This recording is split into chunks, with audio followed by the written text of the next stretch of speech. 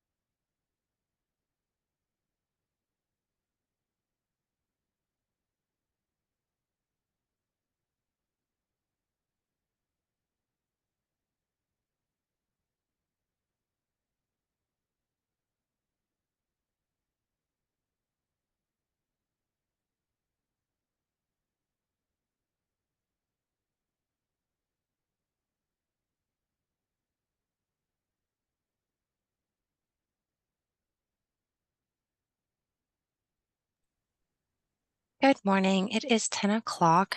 I saw Stephanie and Brandon log in. Did I miss any other TAC members that may have come in a large group? This is Barry. I'm on here. Oh, my apologies. Your name didn't pop up. You slipped in on me. That's okay. The waiting room is clear if you would like to begin.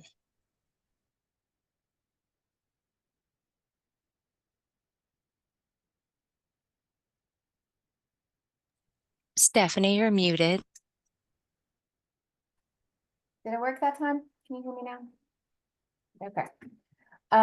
Good morning, everyone. Thanks for joining us. We will go ahead and get started. We have established a quorum with Brandon, Barry, and myself. So the first order of business is approving the minutes from the previous meeting. Is there a motion to do so? I'll make a motion to approve the minutes. Thanks, Barry. I'll second. Thanks. Barry, oh, never mind. You beat me to it. Thank you. Yeah. And so given that I'm the only other person, that motion will pass. Moving on to old business, any updates from the PHE wind down process? Good morning. This is Veronica Judy Cecil, Senior Deputy Commissioner with the Department for Medicaid Services. And if it's okay, I've got a slide just to update some of the numbers for you all. I think the slide usually helps than me rattling off numbers to see them. So I am going to share my screen. Okay. One thing that is different from what I reported the last time in the previous meeting is that now our flexibilities that we had implemented for unwinding CMS, the Centers for Medicare and Medicaid Services, is allowing states to extend those to June of 2025, which is pretty remarkable. And I think just a recognition that while we are coming out of unwinding, there still is a lot of workload associated with it as we, have a larger number of renewals. And what's interesting is that there is a new final rule around eligibility, and some of the flexibilities that we had under unwinding are going to be put permanently into place. So I think there was a recognition of just the success and the need for some of those flexibilities. So just to note one thing, Kentucky had implemented automatic extensions for children. So we, instead of requiring that child to go through a full renewal, we went ahead and extended them 12 months. And then granted that continuous coverage that was mandated for all states to do on January 1st, 2024. But that particular flexibility is pending approval from CMS because it was not one of the traditional flexibilities that all states could implement, and Kentucky requested it specifically. They are looking at that to determine whether or not they're going to allow us to extend that on to June of 2025. So we'll keep folks updated on that in particular. So just wanted to note it. Our flexibility tracker is out on our website, Unwinding website. So, if you want to refresh your memory about what those were, definitely go check that out. And then I left on this slide the 2 extensions because I think that's the one that most folks kind of see. Because when somebody is going through renewal and they haven't responded by their renewal date, we can automatically extend them to give them additional time. And we do perform some additional outreach during that time. So we do a 1-month extension for all populations if they've not responded. And then specifically for the long-term care and the 1915C waiver members, we can extend them up to 3 months. So they have an additional 3 months to respond if they haven't. And we are actually evaluating those flexibilities to see, are we seeing people come back in, and we are, or at least responding in that extra time. So it is a flexibility that's being utilized by our members, and I think that's a good thing. And then for those interested in the 1915C waiver member flexibility specifically, we did have Appendix K, which was the vehicle in which we requested and received approval for those flexibilities, for those waivers. They all went, we had to amend all 6 of our waivers to make permanent the flexibilities we wanted to continue beyond the unwinding. So those waivers were approved May 1st. We did a lot of communication to members, families, providers of the waivers, and we're in a transition period right now for those. If somebody has a question specifically about a case and a waiver that maybe wasn't extended, or just how the new amended waivers impact a case in particular, please make sure that you're reaching out either through a case manager, or they can call us or email us directly. It's that phone number and email address at the top there of the slide. Certainly reach out to us. Lots of information though out on our website. We've recorded webinars, so you can go out and watch a webinar to learn a little bit more about that transition and the flexibilities and amendments that happen. I also wanted to just sort of flag for folks that we took some additional what we call enhancements or some changes to the population that when we went out and verified their income on the trusted data sources, they appeared to be no longer Medicaid eligible. Their income was too high, but they were eligible for a qualified health plan and advanced premium tax credit. So APTC, that advanced premium tax credit, is what makes those qualified health plans out on the marketplace affordable. Sometimes it's at no cost or at a very low cost in terms of premiums for individuals. So we would transition those folks, what we call cascade them to that eligibility for APTC, and send them a notice. So we met with CMS and made some changes to our process for those individuals to give them additional time and information to actually respond to the Medicaid renewal first before we transition them to APTC. So what that means is for these folks, instead of just sending the notice that their Medicaid is going to be terminated based on the income information, we're going to send them a pre-populated renewal form and give them that opportunities, that 30-day opportunity to respond to that before moving them over. What we did for those folks that we did cascade to APTC eligibility from May of 2023 to January of 2024, we did some activities around those folks. If they, for example, were terminated from Medicaid and never came back to Medicaid, in April, we reinstated them to Medicaid fee-for-service. And we then sent them a renewal packet to have them be able to go through that kind of renewal process. And then for those folks who may have terminated from Medicaid, but enrolled in a qualified health plan, if there was a gap between that termination and the enrollment in the qualified health plan, we reinstated them to fee-for-service to help cover any claims they may have had. And then we also, for folks that then just enrolled directly into a qualified health plan, we sent them an outreach notice, just reminding them, at any time you can apply for Medicaid if you think you're still eligible to come back in.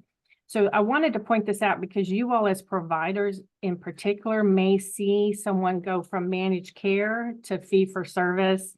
And then if they re-enrolled into Medicaid, then they'll go back to managed care. So certainly we want to make sure providers understand that during that period of time when they've been re-enrolled retroactively to fee-for-service, if you have claims for an individual that comes in, we encourage you to submit those claims to fee-for-service.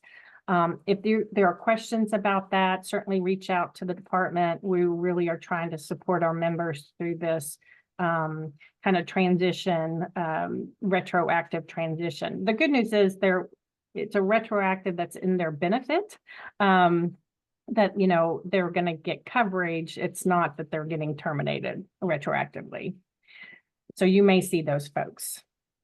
Veronica, do you have any concept of how many people fall into those categories? Yeah, and we are, we are kind of waiting for the activities to complete because we identified them, back in like March. And then by the time in April came that we reinstated them, some people's circumstances had changed. And so we're kind of letting the activities sort of flow through to see the final numbers. But we are talking about 30,000 individuals who in total who kind of fit into one of these buckets. And we did split, so about 20,000 of them were the ones that we reinstated and have gone through another renewal, and they were split between May and June. So about 10 to 11,000 in each of those months. And you will note, and I will point out as we go through the May renewal numbers, that you're going to see a little higher termination rate. And that's because we had these additional folks that we sent renewals to that, had already gone through essentially a renewal during their original renewal month. But because of the activities around this population, were re-enrolled and then given another renewal. So you're going to see we did find that for the May renewals, we don't know June yet, but for the May renewals, the majority of the ones we reinstated did not respond. And so there's a higher number of procedural terminations as a result. I think the challenge, and we've mentioned this throughout Unwinding, is we don't know where people are going. We can track somebody who's left Medicaid and gone to a qualified health plan because they're in our integrated system. But if they're out there and they have commercial coverage, we have no way of knowing that. If they've got it through their employer, we have no way of knowing that. So that's been kind of the difficulty in ensuring that everybody is still covered in some way once they leave. But we do have a higher than normal termination for May renewals, and that's because of this population. Okay, so apologies, I don't have through the end of May, but I certainly can let you know that the trend line for Medicaid enrollment was going down as we come through unwinding. Especially as, you know, folks that we've been extending, they reach their maximum extension period, and then we have to terminate if they don't respond. So at the end of May, with the terminations related to May renewals, we were down to about 1,480,000. Still very much higher than when we started the public health emergency, but definitely down from the 1.7 million we had enrolled at the beginning of unwinding. So this busy page, just remember, is just reporting on the left side, our original CMS monthly report. This is the report that's due on the 8th of the month following the renewal month. So for example, the May renewal month, that report was due June 8th. And then on the right side is our updated CMS monthly report. CMS states that following a 90-day period after the renewal month, to file an updated monthly report by the 15th of the following month to report any pending actions that were processed. So just to walk through, for example, in February, we had one pending case, which was processed. And so we reported for our updated report, we, processed that person, and they are, get put into the appropriate bucket. So these are all out on our website. And of course, we'll send the slides after this presentation if you really kind of want to dig into the numbers following this presentation. And then just to report the most current numbers for the month of May, we did have 94,705 individuals that went through a renewal. Of those, 51,534 were approved. And then there's that really kind of higher termination number, 37,461. Again, that large number of that, about 11,000 of those individuals were the result of the APTC reinstatement and renewal. But as you know, we're seeing as we come out of the public health emergency unwinding, just to note that May was really the last month, and this is going to really be hard to understand. It's the last month of the first round of renewals following the public health emergency. So we call those the first renewals of unwinding. Now folks are going to start moving into a second round of renewal following the end of the public health emergency. So as we come into our June renewals, we really are primarily seeing either individuals who were newly enrolled in June last year, or individuals that are going through a second renewal following the public health unwinding. We did extend 4,894. Those two extension buckets, they could possibly be in the 1 month or the 3 month, up to 3 months. And then we had 816 pending. And then on the far right, you see we're still tracking reinstatements. And this is something that's a flexibility that will continue until June of 25. The reinstatements are folks that have been terminated for procedural reasons, so they didn't respond, but they came in within the 90 days following their renewal month and were able to provide the information, and we were able to determine them eligible. So in that bucket, for example, for the May renewals, it's June 27th. Well, this is a June 14th. We already had 1,828 individuals get reinstated because they came in after their termination. And we're tracking those numbers because we kind of want to see what is that churn that's happening with the reinstatements. Yeah, go ahead. Sure. Just in that number, and this is probably difficult or near impossible to evaluate, but There's people who are coming in after that 90-day. Do you feel like that's coming as a response of them going to a healthcare provider and that healthcare provider is saying, you don't have coverage, let's help get you reinstated? Or did they just open the mail on the 91st day and feel inspired to complete their paperwork? No, I think it is very much they are seeking healthcare and are finding out that they're terminated. That Okay. seems to be the biggest bucket. Yeah. Okay. That was my suspicion, but Yeah. make that Yeah, assumption. and despite, I've mentioned this numerous times, the multiple points of outreach that we do, not just, sending them a notice in writing, but we're calling them, we're texting them. We're trying our best to reach folks, giving providers the ability to check their redetermination date in Kentucky Health Net. We were trying always to reach the individual as they were going through renewal. But yeah, we see it at the pharmacy in particular, individuals trying to go and get their prescriptions. And so that is where we are typically finding them. So we appreciate providers, again, and I'll go to the next slide, pulling down these informational flyers and bulletins and helping members as they come in, terminated members in particular, as they come in, have the information about what they can do. They're arriving in your office. What do they do to go back and get their coverage restored? And if outside that 90 days, it's still important that they, reach out to us so we can go through a redetermination for them and possibly get them back in, and have them, they will have to reapply at that point, but it's not quite as easy if it's in that 90-day as if it was in that 90-day period. So we will continue to have these available.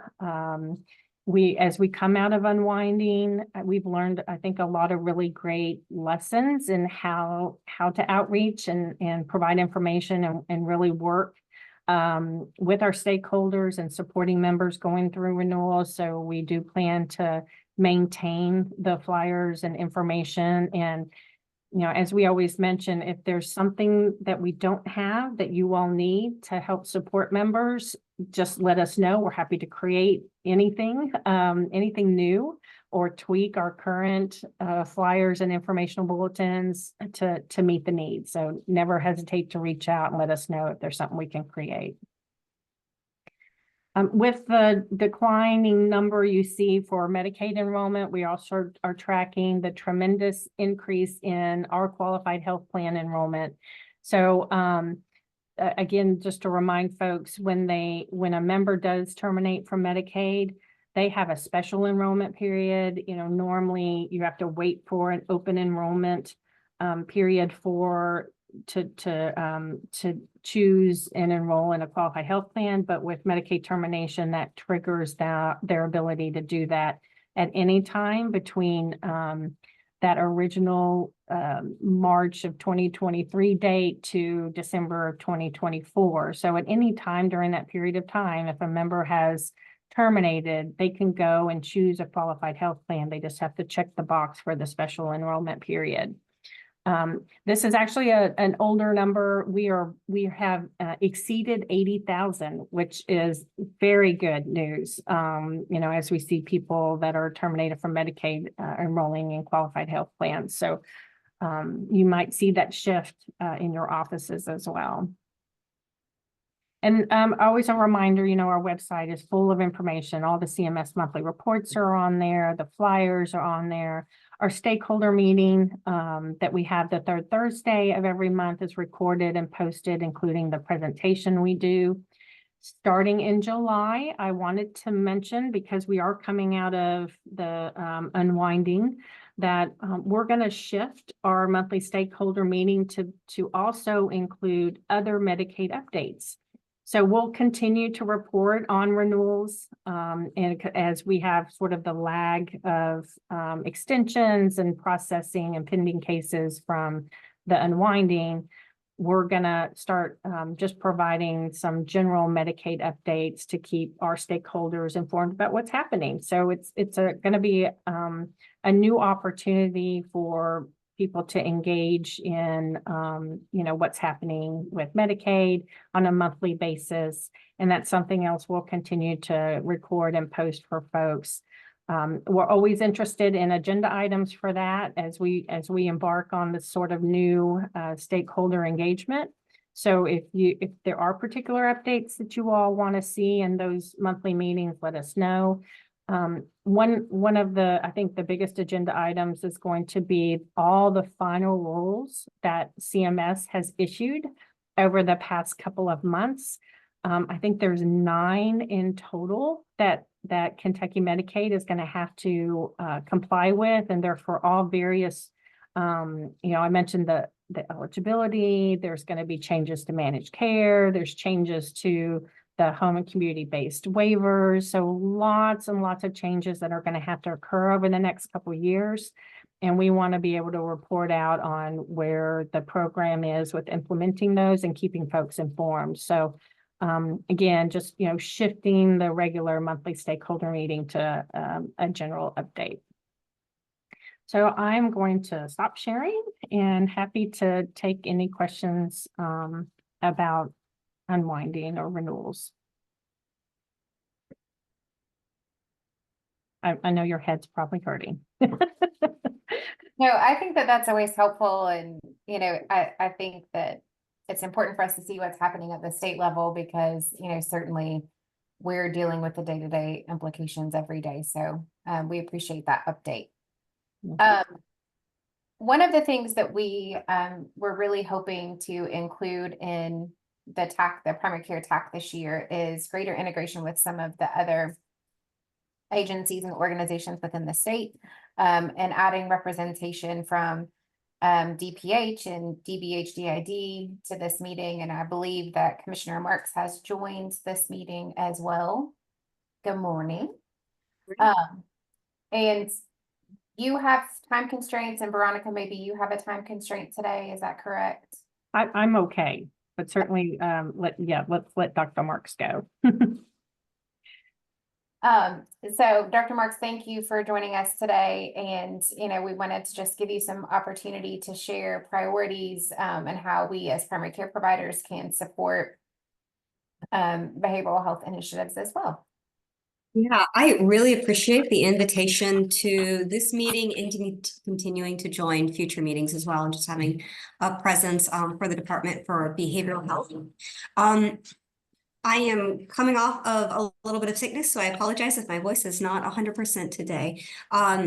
So if I haven't met you, I just want to give you a little background about myself first. I have served in the commissioner role for the past year, but I've been with our department for the past 7 years and might have interfaced with folks through the Kentucky Opioid Response Effort, which I served as the project director. And so for the Kentucky Opioid Response Effort is focused on addressing the overdose crisis in the state by increasing access to a full continuum of services, prevention, harm reduction, treatment, and recovery. So my background is in behavioral science and addiction research originally, and formerly assistant professor at the University of Kentucky. But I'll just tell you, coming into full-time role as the commissioner has been an amazing transition and opportunity to think about the work that we did in core and the work in substance use and expand my passion and compassions in the space of mental health and also developmental and intellectual disabilities. And so I just wanted to share some of the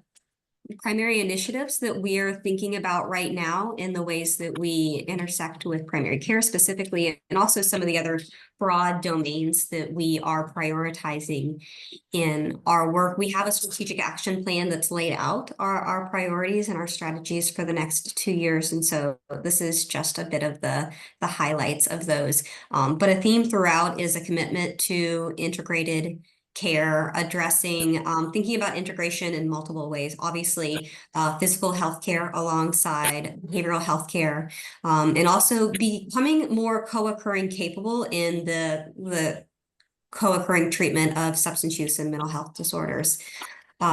So an example of the partnership that I really enjoyed taking leadership on was with the Kentucky Primary Care Association and expanding medications for opioid use disorder access through our FQs and rural health clinics. And so this has been a strong pilot that's been going on for several years. We'd love to see this model throughout primary care in Kentucky. And it's a simple concept, right?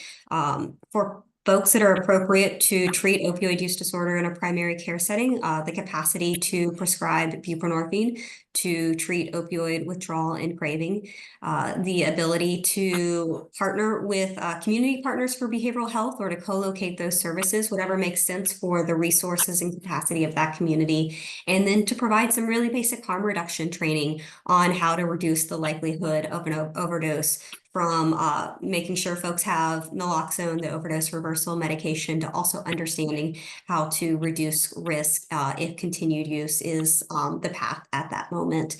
And so can talk ad nauseum about how we expand that model across all primary care. Another initiative that the department has been working to expand, we call this the Kentucky Integrated Care Grant, and we're on our second version of this, and it's just comprehensive healthcare integration framework that thinks about how we build bidirectional and co-located primary care and behavioral health care within the same setting. Our priority for this are adults with SMI, serious mental illness, SUD, or the co-occurring of those two. And we've got a pilot going in 2 locations right now, our community mental health centers, Life Skill and Pennyroyal, and 2 FQHCs that are also participating in that in Warren and Christian County. Really, really strong model, sustainable in how it's funded, and we are working to hire a project coordinator so that we can support replication in the future. We have also partnered in gratitude to KPCA for helping us with this with UC Irvine on a training new trainers program for primary care psychiatry, and have a small cohort of folks that are currently going through that training right now, and in ongoing talks about how we could expand our capacity for primary care psychiatry in future years. Something that's a priority that I wanted to mention for folks right now is promoting screening and early identification in our primary care settings. There's such an opportunity to reach folks earlier in, obviously, in any stage of disease, and that includes our behavioral health disorders. This is particularly poignant to me at this moment. We are seeing a cluster of suicides in Pike County right now and in that region.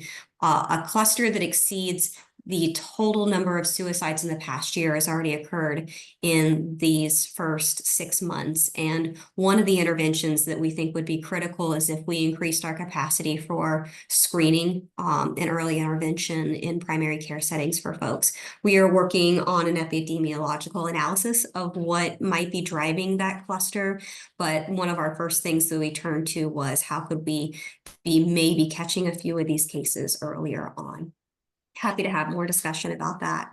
And then I'll just list, I could go on, but I'll list some of the other kind of broad priority domains that our department is thinking about right now. One are individuals with criminal legal involvement, and both services while they are incarcerated, prior to incarceration, deflection from incarceration. But a key emphasis of the governor right now is also on reentry population and our ability to seamlessly transition, obviously coverage of health insurance, but also back into behavioral health and primary care services upon reentry. I know there was a significant grant that was just submitted around doing some in-reach on HCV, and then connection to community resources. Really excited for that opportunity.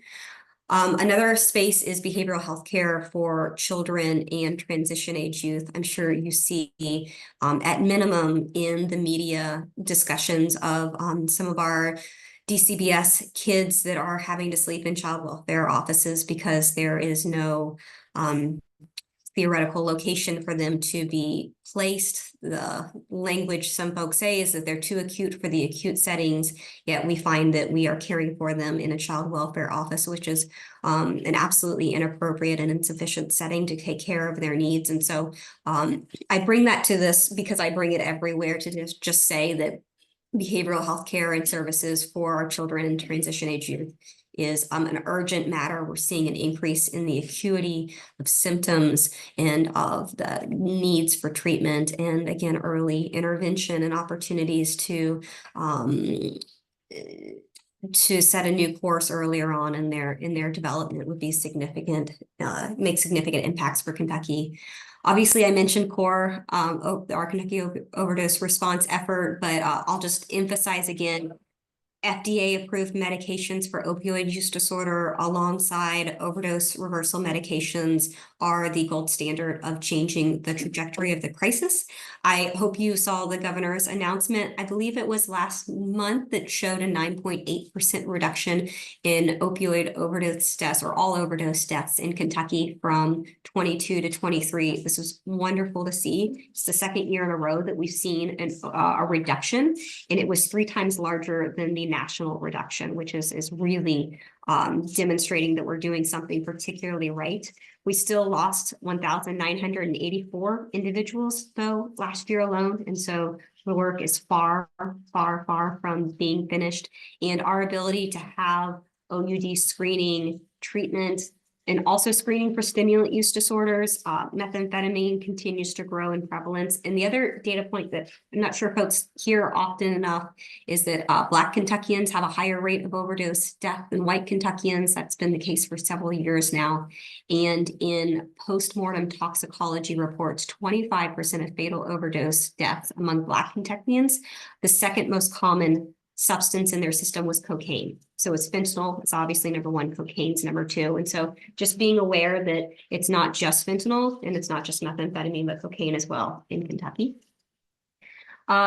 Building out our system of care for folks with developmental and intellectual disabilities continues to be a priority. We've seen significant retractions and shifts in our capacity for community care for folks with IDD in the communities. And this is put pressure on a lot of other systems to care for these individuals, the acuity of needs increasing in them as well. And so reestablishing, improving waiver alignment and access is a priority in obvious partnership with Department for Medicaid.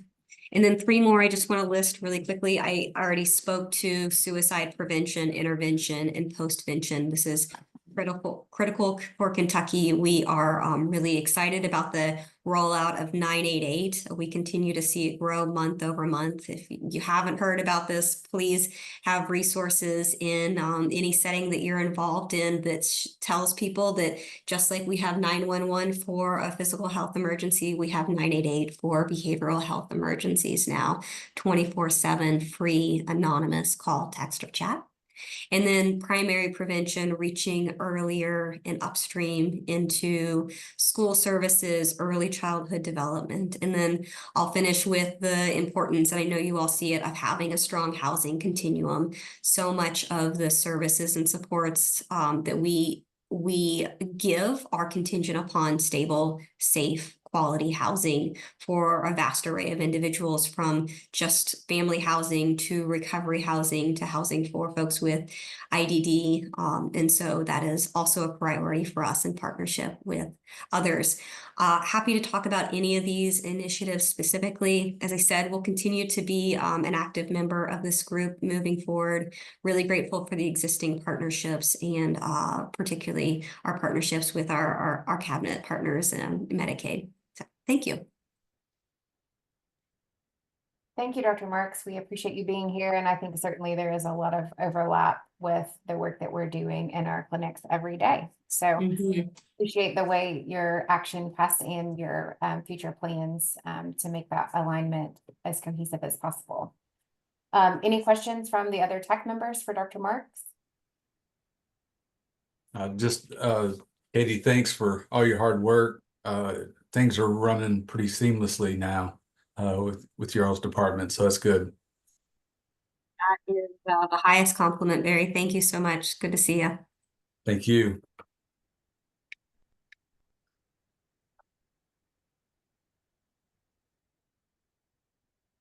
Oh, we can't hear you, Stephanie. My mute button doesn't like me today. There are no additional questions for Dr. Marks. We'll move back up to old business. Veronica, I think you're probably back up with an update on RAP reconciliation. Absolutely. And thank you, Dr. Marks. We really appreciate you being here. So I was unable to attend the meeting on the last meeting, which was on June 18th.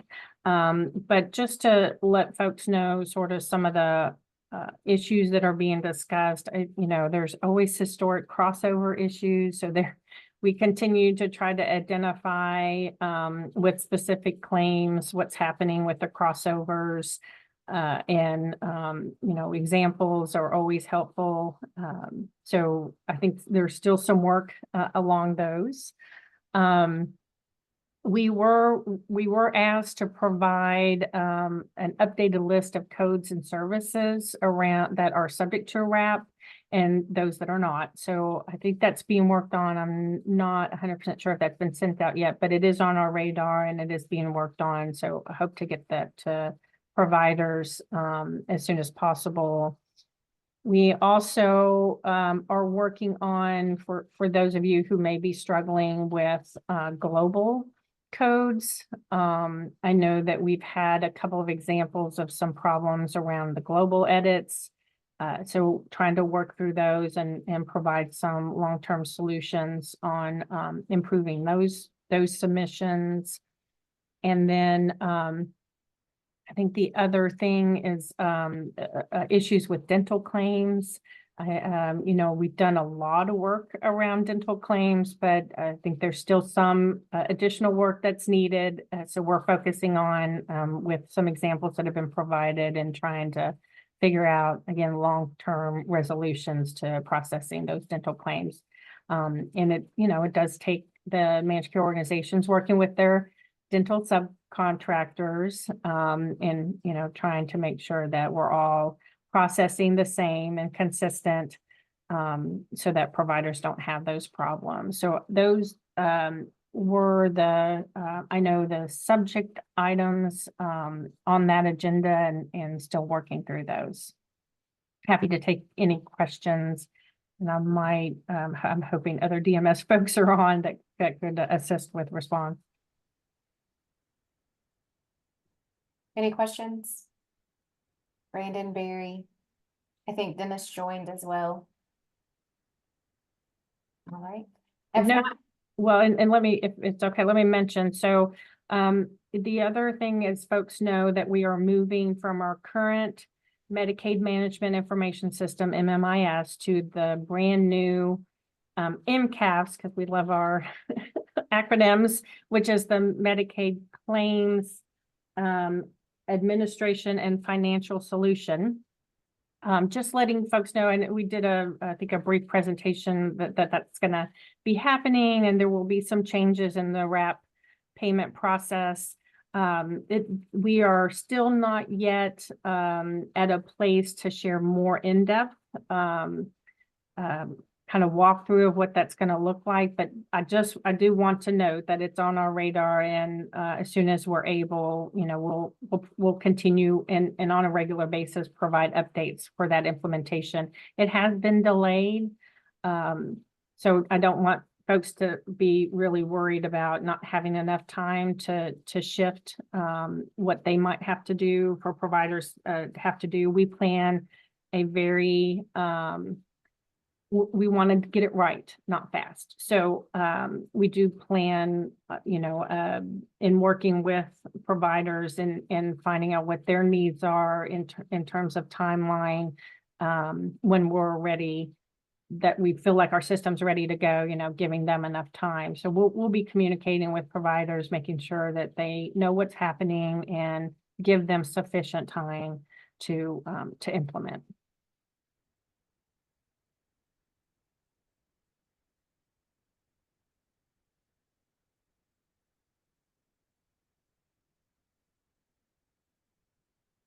You're on mute. It's causing you problems today. It is, apparently. So moving, if are there other questions about RAP? I was not able to join that call either.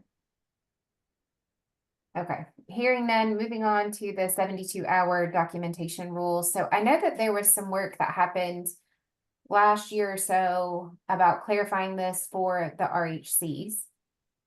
But I think that there's been another question that has kind of been pervasive for a number of years, which is around whether or not a 72-hour requirement is actually necessary. I know in an environment where providers are no longer oftentimes working 5 days a week, as we try to address provider burnout and use virtual scribes and various other technologies, sometimes 72 hours doesn't create enough actual time for all of those elements to take place. And so, that puts an organization in a position where if you are submitting a claim that was signed or billed out after that 72-hour window, then, technically you're violating the contract terms that you agree to as a Medicaid provider. And so, while I think that all of us recognize the importance of timely documentation, we also need, to create space for these supports that make it doable for providers to see patients in Kentucky. So thoughts, there's also some sort of various, like, is that really enforced? Is it not enforced? If it's not enforced, can that reg be changed? So that organizations aren't in a place where you're having to just sort of decide whether or not you want to be compliant. So I think the challenge is, and by the way, the 72 hours is the recommended, so the requirement, and we have to follow federal requirements too, is that it's in a timely manner. And 72 hours, I think, has been the kind of the go-to as the definition for timely. I know it's what most, if not all, states use. I think it's what's recommended by the coding AAPC. I'm missing the names of the acronym, but and so it's the standard. If we're wanting to consider going off the standard, I think that's just, we can happy to take that request back. If you all want to recommend that, we can look into it. I'm a little concerned because that is the standard, across the country, and I think with Medicare too. And so we'd be an outlier if we did something different, and we'd have to really consider that. Okay. I don't know that we have to, at this point today, make a formal recommendation, but I think it's important for us to take that information back and share with our members and have conversation about that. And then, maybe we'll leave that on for some additional discussion in October, if that feels okay to the group. I think that'd be appropriate. Yeah. Okay. All right. Are there any updates on crisis stabilization? Unfortunately, and it's always regrettable to report us maybe going backwards, but we had hoped to roll out a new mobile crisis, including a 23-hour crisis stay, utilizing an administrative service organization.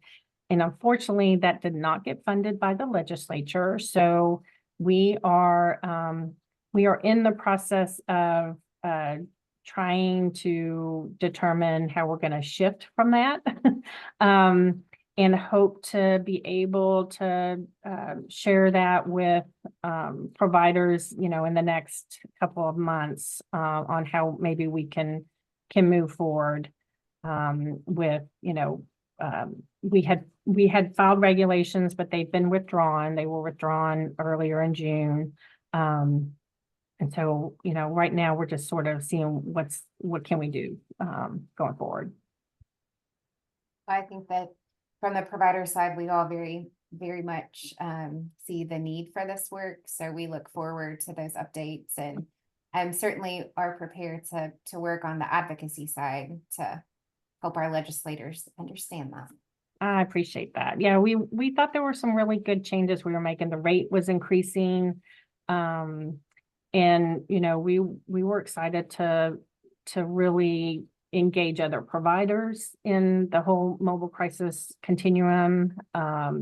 So, you know, I think the goal is still to try to move that direction, but just having to sort of, again, you know, just sort of reevaluate how can we do that.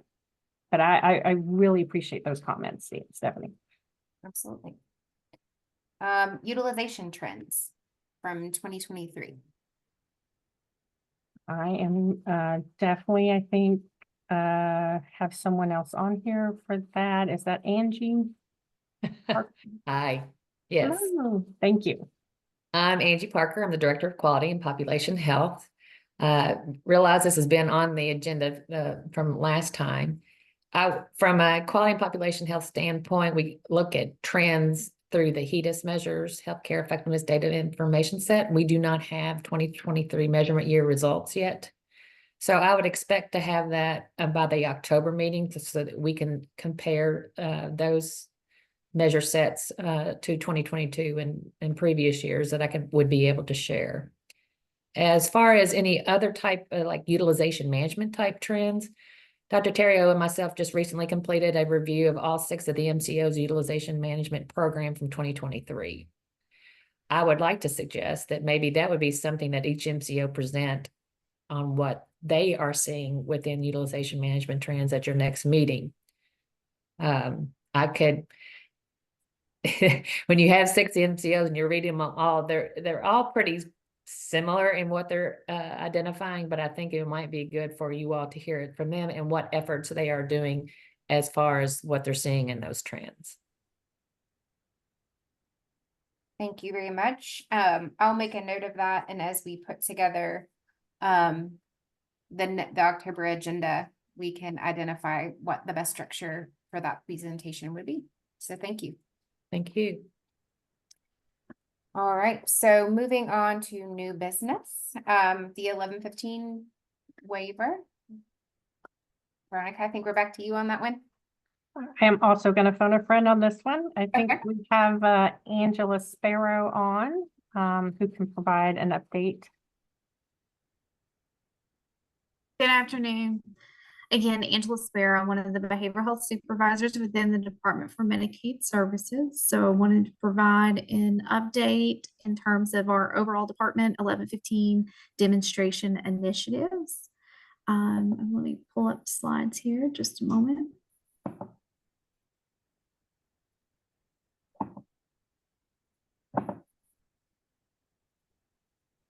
While Angela does that, just to remind folks what an 1115 waiver is. So 1115 waivers allow a state Medicaid program to waive certain requirements. You know, we are mandated to cover populations and services. But if we want to do something it's called a demonstration waiver. If we want to do something different, then we can do 1115. And so Angela, I'll let you. Well, no, I was going to say, when we said 101 today, Yeah, again, perfect. not sure how in depth we wanted to get. So I did want to provide some slides and again, an opportunity to a brief overview of what the section 1115 demonstrations are, because again, I think there's a growing reference to 1115s. You may hear that term often, and especially moving forward as the 1115 and Medicaid continues to grow. And so again, it is a great opportunity for states. Let me switch to slide.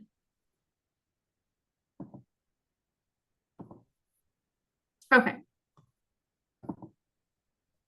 And again, like Veronica mentioned, it is an opportunity for states really to be able to pilot or demonstrate to CMS flexibilities in our typical allowance in Medicaid programs in terms of state plan covered services, models to deliver services, but really, again, to be able to demonstrate the use of evidence-based interventions and practices to better the health outcomes and quality of services for individuals in the Medicaid program.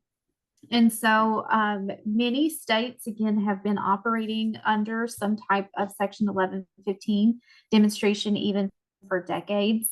And so the 1115 demonstrations can grow, expand, change over time with those flexibilities. They can be amended.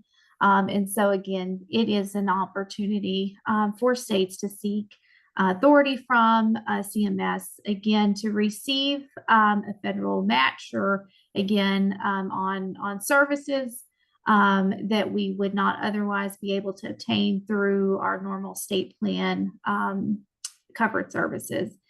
But with every demonstration opportunity, again, states must demonstrate to CMS budget neutrality.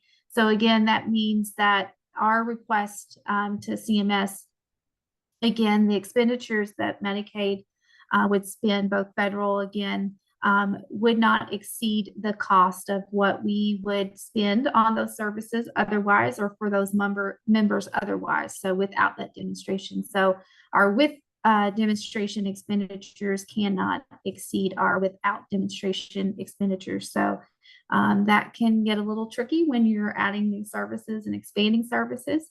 So a lot goes into that. But again, states continue to have to demonstrate budget neutrality to CMS in our monitoring and reporting. And so with that being said, about 1115 demonstrations, again, CMS does issue when new opportunities arise, formal state Medicaid director letters, which again is really an in-depth guidance that outlines what the opportunities are, what the needs are, and really, again, what the states are going to would need to do to comply in order to obtain approval for these demonstrations and maintain approvals. And so within those state Medicaid director letters, most of the full demonstrations, again, have prescribed, if you will, demonstration goals and milestones. States obviously, again, can make those goals and milestones specific to their states, as well as add additional goals and milestones. But that, again, is a large component of the waivers. And so in order to seek approval, states, again, typically before submitting any request to CMS, conduct stakeholder engagement. So again, interviews, focus groups, conduct research from what other states have done. And often, again, we may be referred to California has obtained this, or Arizona has obtained this, and Kentucky do that. So again, extensive research into what those other states are doing, how did they obtain those authorities, and what does this landscape of their states look like? Again, we know Kentucky's very different than other states. And so again, what would this look like specific to Kentucky? And so all of that information, again, is then gathered to draft the demonstration application. Then states are required to conduct public forums prior to submission, certain timeframes before that, seek that public comment about the application. States then have an opportunity to review those public comments, respond to those public comments, and revise and adjust the application as needed, and then actually formally submit the request to CMS. And post submission to CMS, there are quite several deliverables states have to meet under each demonstration request. And so again, we do undergo a completeness check. Did we meet the requirements that the state Medicaid director letter required of the state to do? Again, states also then go under a federal public comment period, 30-day public comment period, before CMS can begin to review our application. At that point in time, CMS will complete their initial review, and that really kind of starts the waiver negotiations between CMS and the state. So again, that can be that That time period is unknown. It can be months and then in cases even years. They have implemented a new approach, more of a fast-tracked, expedited approach for approving state waiver requests. And so this is really the first of its kind. We'll get to the discussion about reentry. But again, really, if states fit into that, the guardrails of that state Medicaid director's letter, they may again fit into more of a fast-track, expedited approach, more standard terms and conditions that CMS will issue to states to help expedite these approvals. Because as we talk through this again, you can see it's a very cumbersome process to obtain authority and then maintain authority. So once CMS agrees to approve a demonstration for states then have to complete an implementation plan that has to be then submitted to CMS. It is new for states to have to also now for our reentry demonstration develop a reinvestment plan. But we have to, again, meet monitoring protocols and requirements. We have quarterly, annually reporting to CMS. We also have an independent evaluator to evaluate our demonstrations, our progress. Are we meeting our goals, our milestones, the requirements of the waiver? And so, again, we're required to, most waivers are approved for 5 years at a time. And so we do submit midpoint assessments and reviews to CMS, and those have to be reviewed and approved, as well as the evaluation design. So lots of deliverables that are required, again, like I said, to obtain and maintain the demonstration. So just to kind of give you an overview of what Kentucky's Section 1115 demonstration currently looks like. Again, our overarching demonstration is titled Team Kentucky. It was, again, formerly known as the Kentucky Health. To engage and achieve long-term health. And our initial 1115 was approved in January of 2018. Currently, the demonstration includes our substance use disorder, Section 1115, and that is approved through September of this year. So we're anticipating a 5-year extension. We did receive a temporary extension. We're anticipating another 5-year extension to this demonstration to be obtained before September, so the end of September, to extend that out. The Section 1115 demonstration, really the authority allows Medicaid to reimburse for our SUD residential treatment programs at a statewide average length of stay of 30 days. So without the authority, Medicaid again could only reimburse up to 15 days.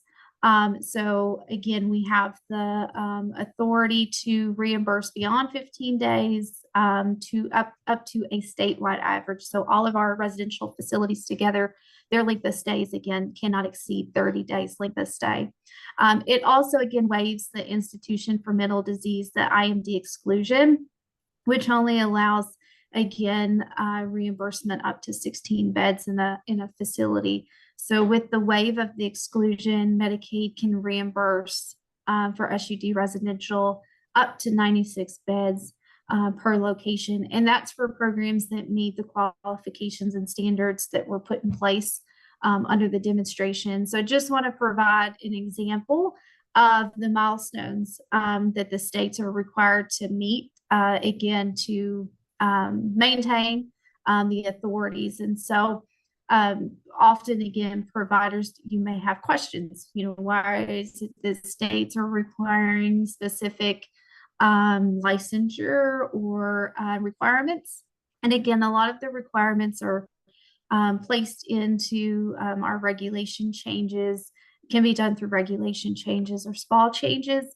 But this is just an example, again, wanted to share. In order for Medicaid to maintain these authorities, we have to meet this milestone, which again requires Kentucky to use nationally recognized SUD-specific program standard to set those provider qualifications for residential treatment facilities.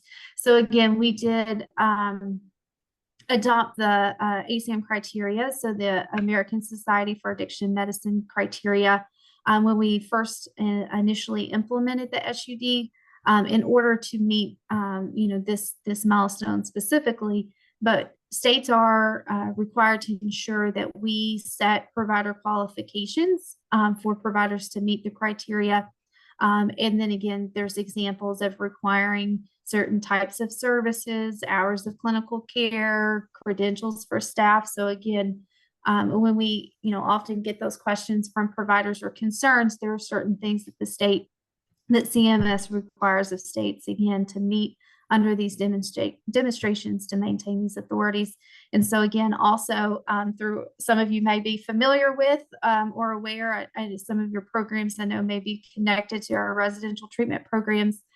So again, there's an attestation process for our residential programs to ensure that they're meeting the ASAM criteria, meeting our Medicaid regulations. And so programs can obtain the DMS provisional certification and then are required to obtain the ASAM level of care certification. So again, that process is a part of ensuring that we're meeting the milestones to review our residential treatment providers to ensure that they're compliant, again, with the criteria, implementing and utilizing the criteria. And then again, the other requirements under the milestone is to ensure that individuals in residential treatment facility have access to MAT. And so medication assisted treatment defined in Kentucky currently under the waiver and to meet CMS requirements is that medication for substance use disorder, again, along with those therapies. And so we have to, again, be able to ensure that our programs at least have access to MAT. So if they're not providing that on site, that they're facilitating that access to offsite. So just wanted to provide an example, again, of some of the milestones under the waivers. Each waiver, again, has a certain set of milestones that we're required to meet to obtain these authorities. And again, our current 1115 also includes coverage for our out-of-state former foster care youth. And so this again extends Medicaid eligibility, and there's an error, sorry, I'll fix that before we send those slides over, to our former foster care youth that are aged 18 to 26 that were in former foster care under another state. So if they were in former foster care, or excuse me, if they were in foster care in Ohio, moved to Kentucky, and are within that age frame, age group, again, they can, they do have eligibility for Medicaid coverage under the out-of-state former foster care youth.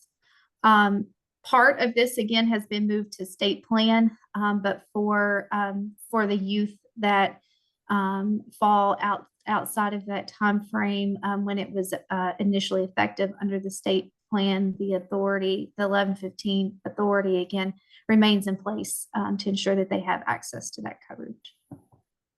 Kentucky, again, we currently have several pending requests, authority requests with CMS. And so in May of 2023, we submitted a request for a serious mental illness SMI 1115 demonstration. And again, this is to mirror the SUD in terms of the IMD exclusion. So again, this will define as a statewide average length of stay, no more than 30 days, allow for reimbursement in our inpatient hospital settings, reimbursement beyond that 15 days up to the statewide average of 30 days for our adults with serious mental illness. And along with that submission, we also requested authority to reimburse for a recuperative care service. And so again, you all may also be familiar with that. It's also known as medical respite. So again, this is going to be for our adult beneficiaries that are at risk of homeless or homelessness, And again, those individuals may require or need additional medical support and care before they are able to transition back into the community. This is also going to be offered and available for individuals that may not be following a stay, but may need to actually be in a setting prior to a surgery or a procedure, and again ensure that they are able to even access that. And so again, it won't be just for individuals that are leaving hospitalization and needing additional medical care. And then we also, again, in December of 2023, submitted our reentry Section 1115 demonstration. If you may or may not be aware, again, Kentucky in 2020 submitted an amendment to our SUD 1115, and that was referred to as our incarceration. And so based on guidance that CMS provided the states through those state Medicaid directors letter, regarding reentry opportunities, the state did need to make amendments and adjustments to our pending application. So we did resubmit to ensure that we are really in those guardrails of that letter to be able to obtain approval. And so again, this is to request Medicaid coverage for certain transitional services. So again, this is not full state plan Medicaid services pre-release. It is just initially, again, to be a certain set of services for individuals that are soon to be released back into the community. And so the focus of the reentry 1115 opportunity is really to ensure that that we are continuing healthcare coverage when that individual is released, so that there is an opportunity that those select that their eligibility again is reinstated before that individual leaves the correctional facility, and that they have access to those pre-release services, but again, that they are able to maintain and continue that coverage, and it is already reinstated at the time that that individual enters back into the community. And so really, again, ensuring that we facilitate those linkages to the services that that individual needs upon release. And so the emphasis on the reentry demonstration is really around the case management component in the service. And so Kentucky, again, has requested 60 days pre-release to be able to reinstate the selected benefits. The individual can be connected back into their health plan, or be able to select their health plan that they choose.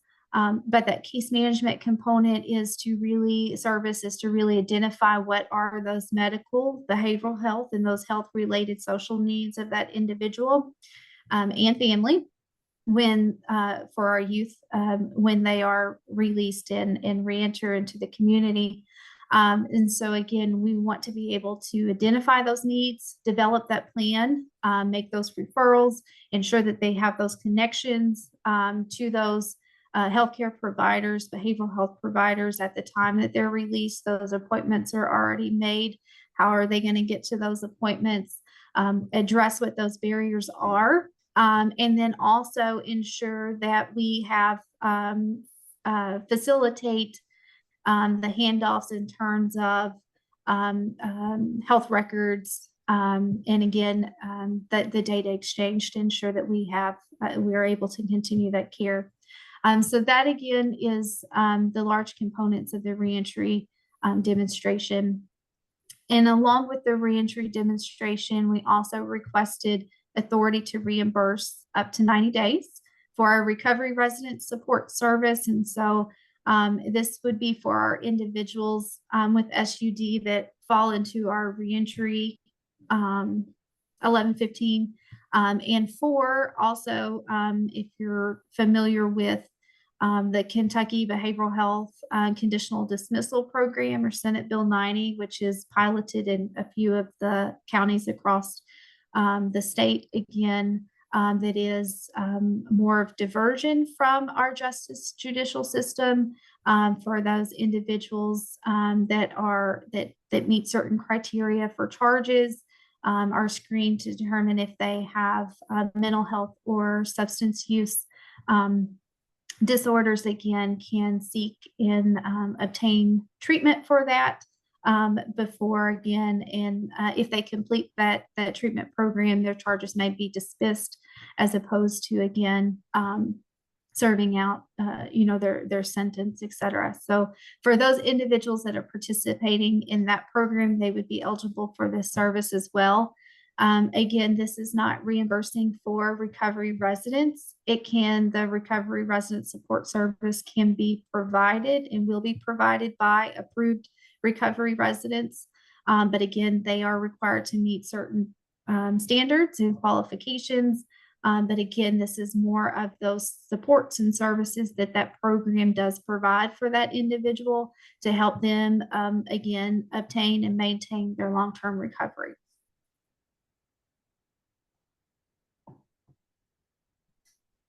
Just to go back again around the reentry demonstration, just to give you an overview. I think we covered most of it, but the reentry demonstration again does include our adults in our state prisons currently, just our state prisons, and our juveniles in our youth development centers. And again, the benefit package that we spoke to, the benefits will include that case management service, medication assisted treatment for those individuals with SUD. So again, that's the medication plus the therapies.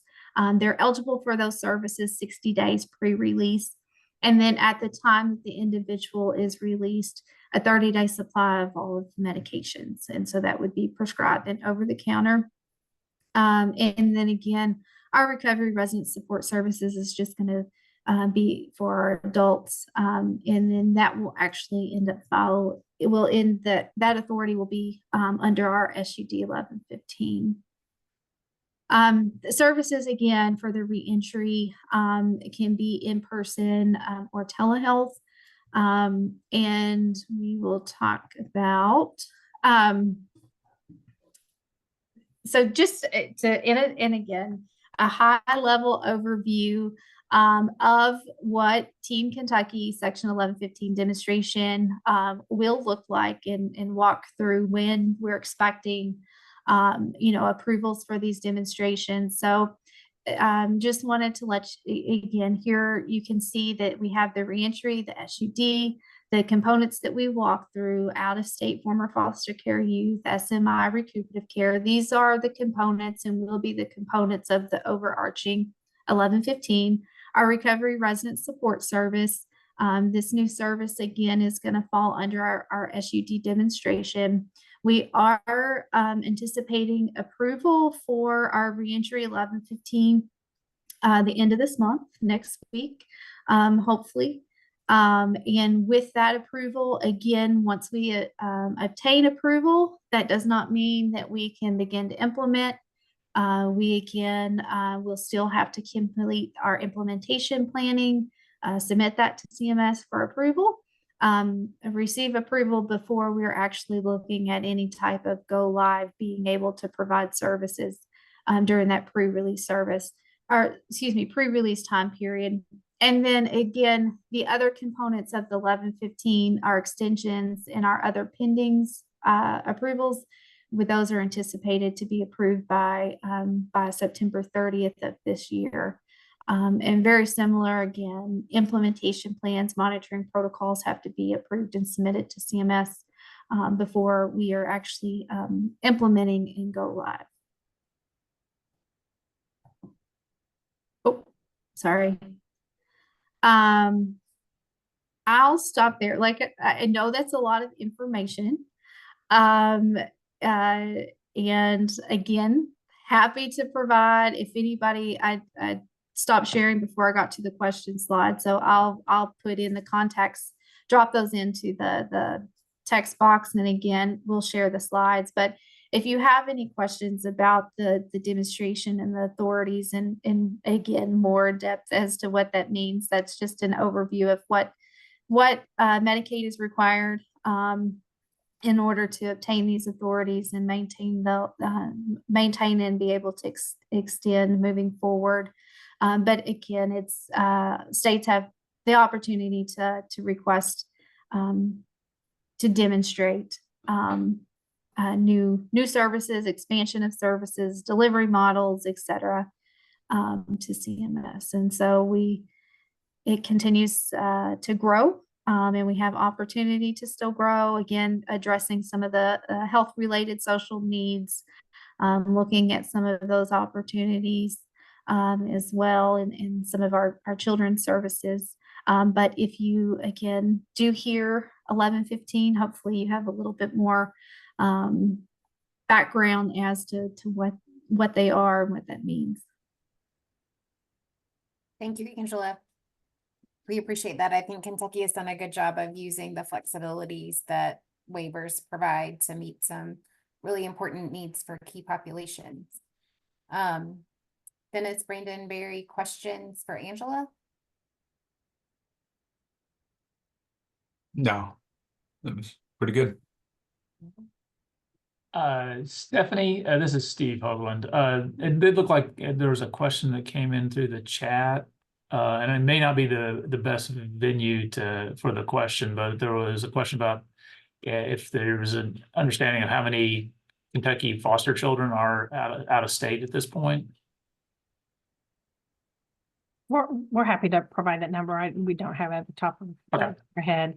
I will say that that is a last resort.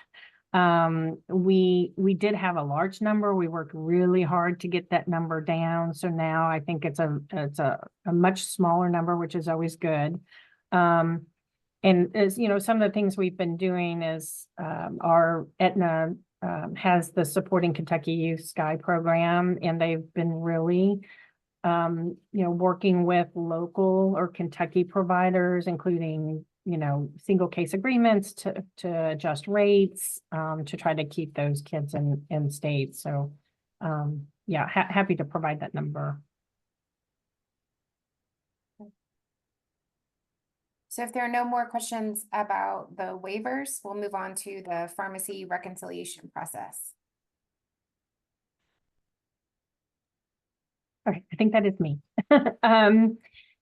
So it's been a bit of a challenge for us to implement our changes to the 340B program.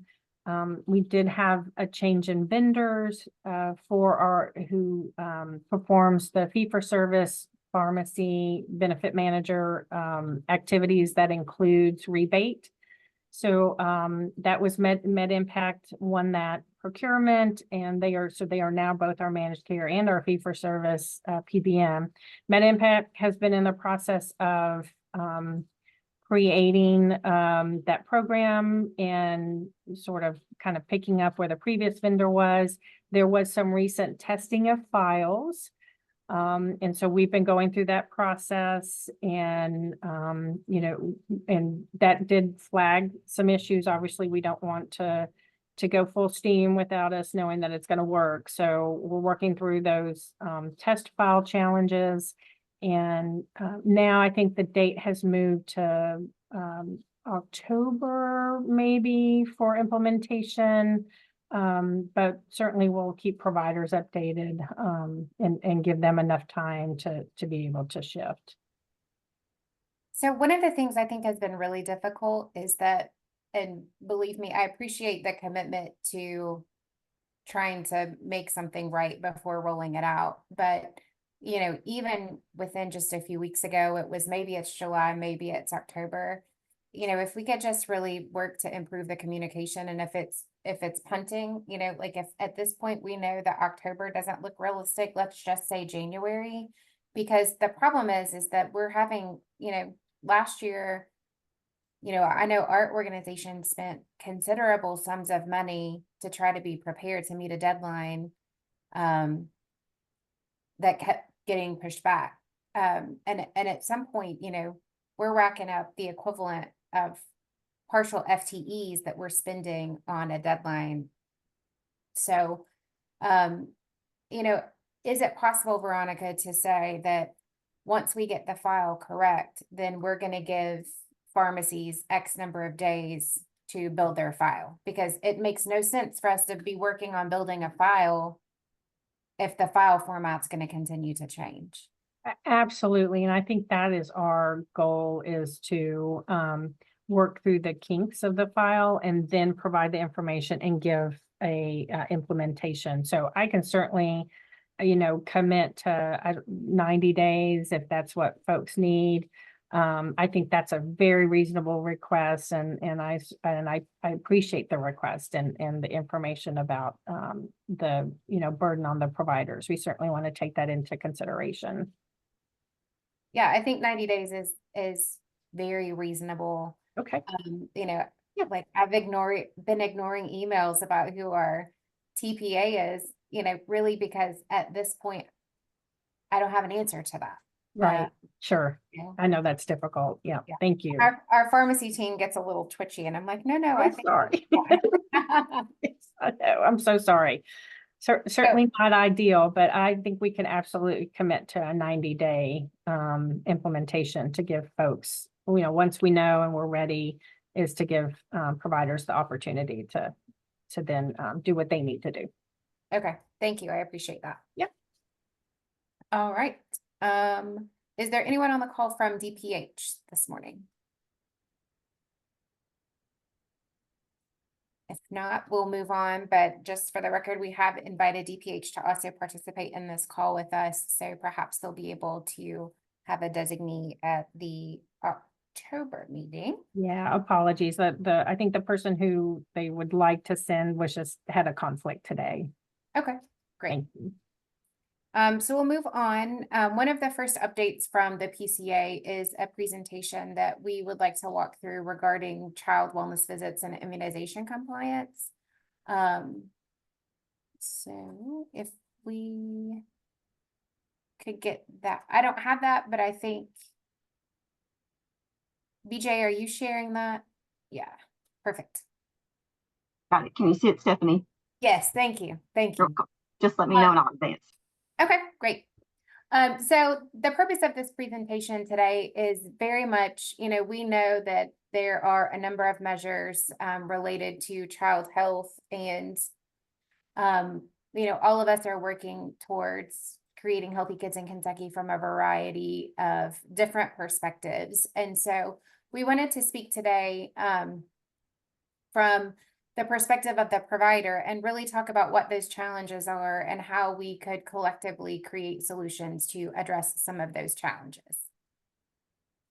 You want to hit me with the next slide, please? So, first of all, we just want to share and kind of level set regarding common language. So, I think that a lot of times, is a well child a sports physical, is a sports physical a well child visit, but really what those visits should include from a clinical perspective is a comprehensive preventative visit, where we are addressing a variety and looking to identify a variety of diseases, but also doing health promotion and anticipatory guidance. I think most providers work off the AAP and Bright Futures recommendations for these visits.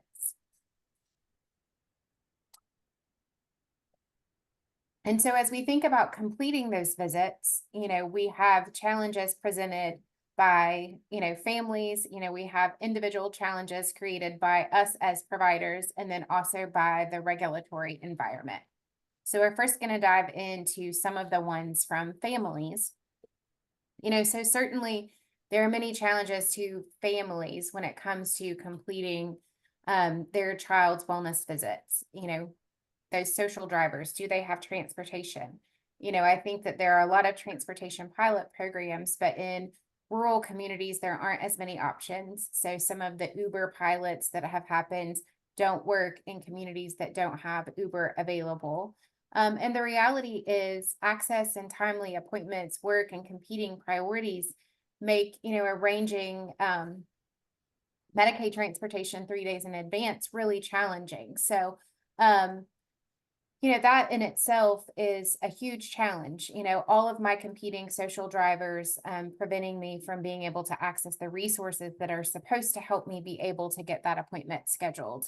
I think that there is a fair amount of health literacy challenge in terms of understanding what that well visit is.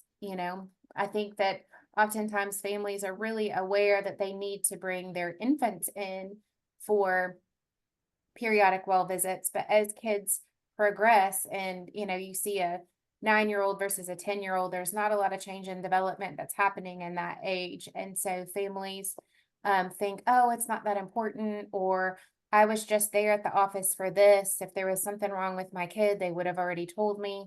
But then also things like sports physicals complicate that as well. So families are like, well, my kid had a physical for his soccer team or his football team, so I've probably already completed that. And then like I said, if you're a family who is living on, a really fixed income, maybe you're working a job where you don't know what your work schedule is going to be until a week in advance or even a few days in advance, or perhaps you're having to work multiple jobs, it's really difficult to get a timely appointment in a way that meets your schedule, but then also allows you to bring that adolescent in. I know from my own experience, I have 3 teenagers, and I'm the CEO of their pediatrician's office, and it's still trying to get their well child visits scheduled within everybody's competing priorities is a huge challenge. I think there are a lot of value added benefits that are created to try to entice families to come in and complete those well child visits. But those are sort of theoretical. Those are things that come in the mail on a piece of paper. They feel really inaccessible to families. So we have found them not to be motivating to increase people's engagement in well child visits. And then lastly, I think in some areas of the state, there's variability about whether or not a vaccine is going to be available. We would like to think that in most of our FQHCs and rural health clinics that we're keeping those appropriate vaccines in stock, but some providers don't participate in the Vaccines for Children program. Other providers only keep select number of vaccines in stock because they have seen that the uptake doesn't make sense in their community. So if a family goes in, is the vaccine going to be available? We've also seen that in other facilities, a lot of the retail-based clinics, excuse me, that they may not keep vaccines at all. And at a minimum, they may not have access to vaccine records. When we start to look at the challenges facing the healthcare provider team to completing those, certainly, do you have enough capacity to see those patients? Do you have an appointment at the time that the patient needs to be seen? This is probably one of the highest areas for no-shows.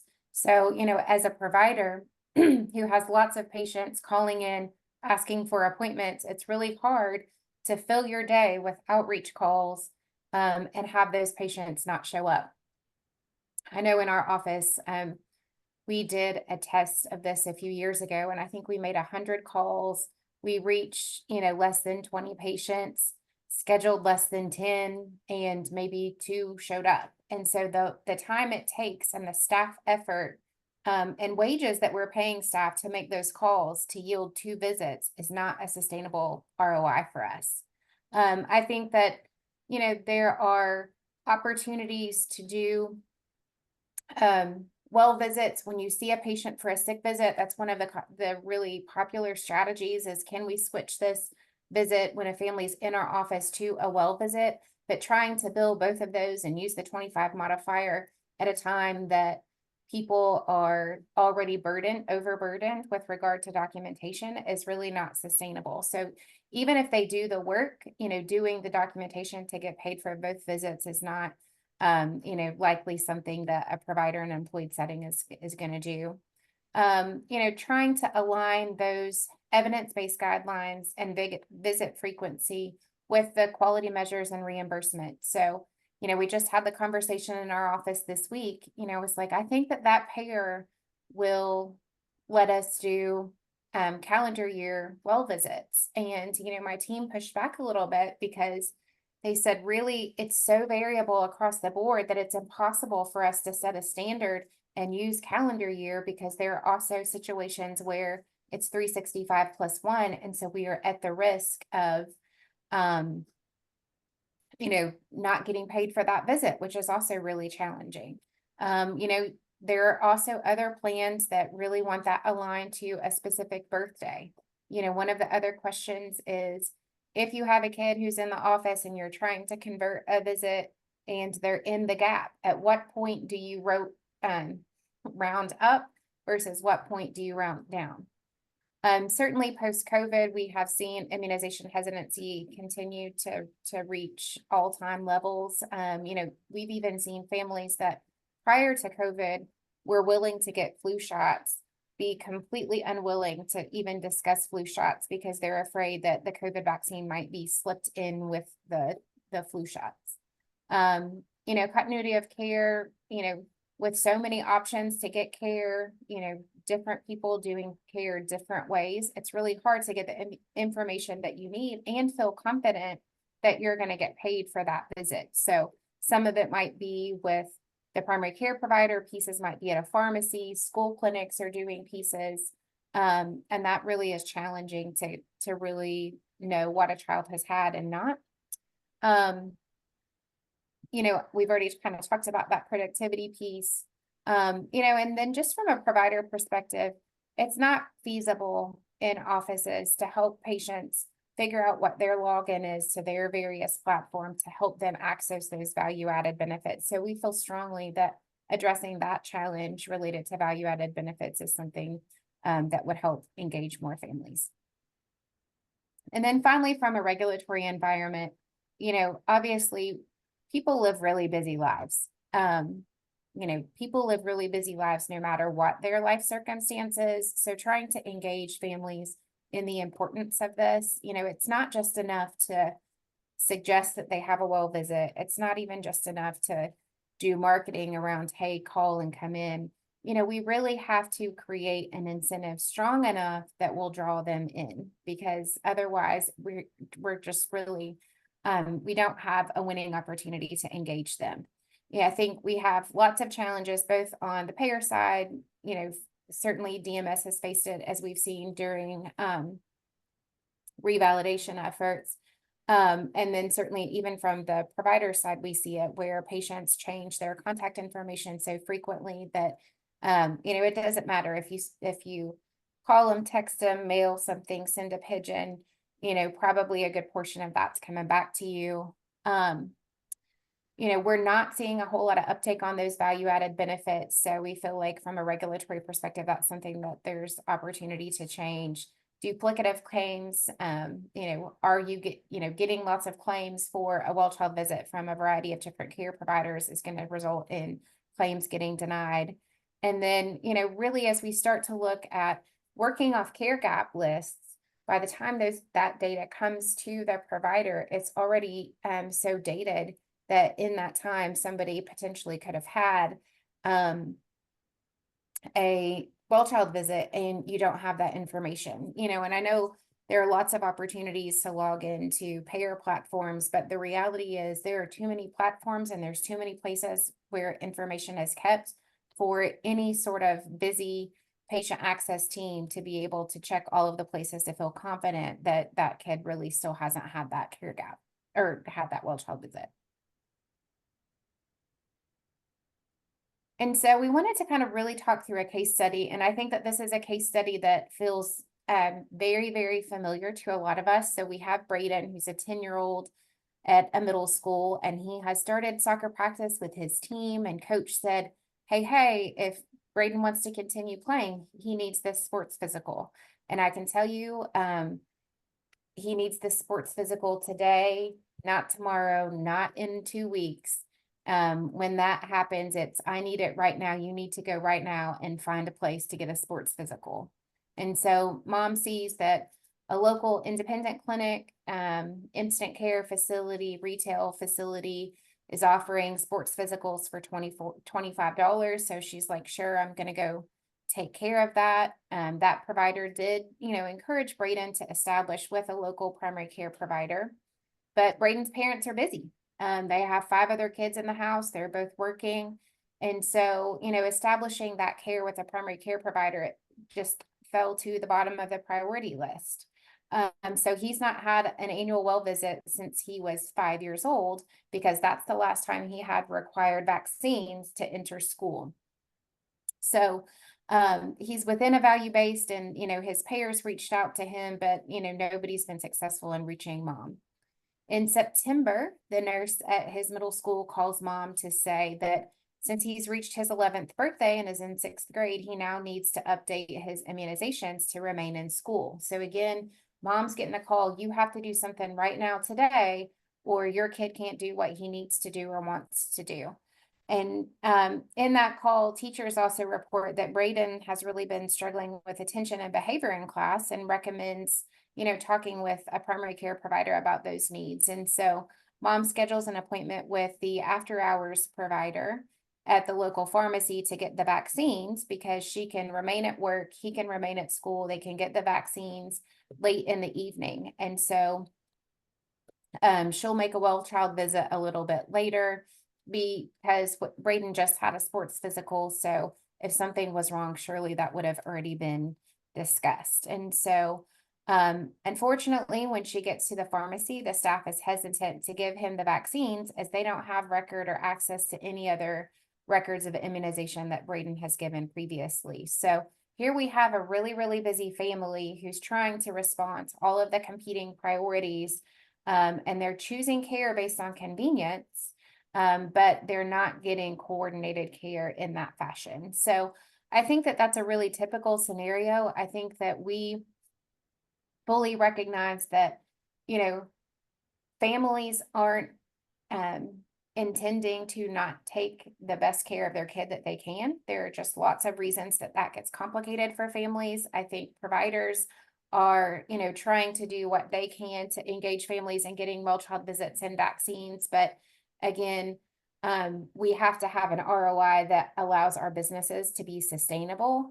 And I think from a regulatory environment, they're trying, both from the MCO and from the Department of Medicaid, there's lots of energy happening to try to help increase engagement. But, for us, we felt like it was worthwhile to have a conversation about some of these realities, because simply telling our members to do better, if you call these families, they will come. That is just not the reality that we're practicing in right now.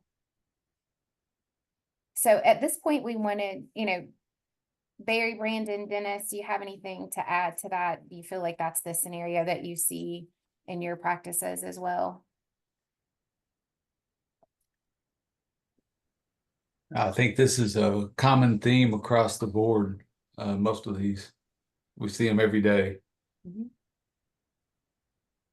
Yeah, I mean, we struggle with exactly these type of scenarios. And, I do empathize with the families and the kids and stuff like that, but you're still not getting true quality care. We're not tracking these kids appropriately. We're not dealing with, good healthcare concerns, chronic health issues, any of the things that's impacting these families in this strobe lighted environment where, you're just trying to deal with the here and now without tracking true quality health concerns. And I think that's such an important point, Brandon, because I think it's hard for families to evaluate what quality care looks like. I took my kid to a doctor, they signed a form that said he could play soccer. So, I have to trust that provider that they, are doing what they need to do. And families don't understand the limitations that we have on the provider side, if we don't have that continuity. Well, the other side of it too, I think, Stephanie, is the fact that, if they don't establish with a primary care provider who can track them over time. Let's just face it, we got a lot of providers sometimes that, even if you're doing a sports physical, even if it is primary care provider, we oftentimes wedge those in between appointments, and you hope your provider's doing a good assessment, right? But at the same time, it's not the cure-all. That's why the ongoing engagement in that relationship in the long term provides quality care. Because, in a one-off sports physical, I don't know that I've caught the heart murmur appropriately, or those types of things that again could impact them in the long term.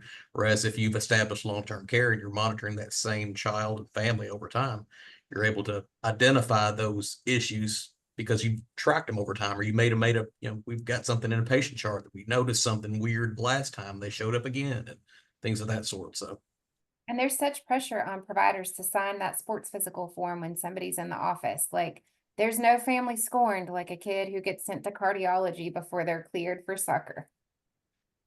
Dennis, or you've been off mute for a little bit. You know, one of the things that I found is most parents try to coordinate their sports physical along with their well child visit, but where it has to be at least 366 days after the fact, a lot of times that gets out of whack with their either soccer timing, football timing, baseball timing, whatever. I mean, if there was maybe some way that we could say, 15, 20 days or whatever within that 365-day time frame, maybe we can expand that window a little bit. I know everybody's afraid that, we'll try to, so if we snuck one well child visit in, it would take us the whole adolescent time of the child to sneak another one in if you just give us 15-day window. But I know that it's, I know that when my kids were smaller and we tried to do that, we always had to make sure that it was 366 days after the last sports physical or last well child physical. That makes it easier if you can kind of correlate those two or do them at the same time. This was spot on, very realistic. One thing that this is Dr. Terrio, one thing that we did is if anybody was 11 years of age and up and they were coming in for a checkup, the providers are instructed to do the sports physical at the same time. Not necessarily the paperwork, but the physical part of it and document that they did it. So if the kid comes back in 6 months and says, I need it, that sports physical form is good for a year, and you can have mom fill out her part and then do the other part, and they're good. They don't have to come back in. And of course, this is asking, are you sure you don't need it now? And before I give you this form, let me scan it into the chart in case somebody loses it. But I mean, it is a big problem, and people don't understand, and nor should they. But yes, it's so much better if they go have continuity with their providers. But I'm a mother of 4 kids, and if you can go to a pharmacy and you can pay $25 and get that done, and they can not have a break in their soccer practice, I mean, you're going to do that anytime. So, Dr. Terrio, another issue that our pediatricians are having is, trying to get the parents their confidence in the pharmaceuticals with immunizations. There's just a lot of the parents, they don't trust immunizations anymore. I think Stephanie actually broached on that conversation. Oh. So there's some kind of a promotion that we can have to kind of endorse or promote the immunizations as being safe and sound. That would be good as well. we are working with our public health department on that. Because it's true, Kentucky used to be one of the highest, have the highest rates of immunizations for childhood immunizations in the country back 15, 20 years ago. And, vaccine refusal was something that happened on the West Coast, and we never had to worry about it. And now we have, it got worse, with the, I think, first of all, the MMR autism stuff, and then with the just not seeing those diseases. If you don't see somebody with tetanus or pertussis or diphtheria, it doesn't really exist. It's not a real thing. And so people weren't, were like, oh, that's not really a problem anymore. And so things were waning, and then we got hit with COVID, and the people that were getting the shots, suddenly they don't trust any vaccines. So and so it's made it a whole lot worse. So we're really working with public health to do social media campaigns. We are, we've added incentives within our value-based program for MCOs regarding the vaccines, like the metrics for vaccines, as well as our teaching hospitals. So we're really trying to come at it from different angles. And then also with hopefully having the pharmacies, now that they can immunize down to 5 years of age, you know, including our pharmacies in hopefully getting some of those, you know, older kid vaccines or catch-up vaccines done, even if they're not part of the FC. You know, so having the parents have another avenue to get those done versus the pediatrician's office. So we're trying. Have we thought about working with the Department of Education as well and getting back to having them enforcing, having some of the immunizations before they go back to school? That is a wonderful idea. They are members of some of our task force that we're working on. And honestly, some providers, even pediatricians, only carry, like Stephanie was saying, only carry vaccines that are required for school. And so that nixes the HPV. So even though the CDC and the ACIP recommend it, because schools don't recommend it, they don't carry it. And so those kids will have to go to the health department or somewhere else to get that HPV vaccine. And I think it's crazy that you're not carrying, you know, recommended vaccines, but they don't want to argue with the parents. They, you know, and they don't want to sitting on their shelves and going bad. So, so it's a problem.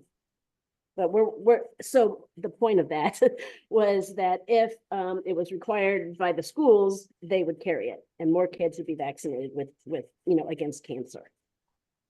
Yeah, I think that's one of the key areas that we're missing is because before COVID, that was a requirement.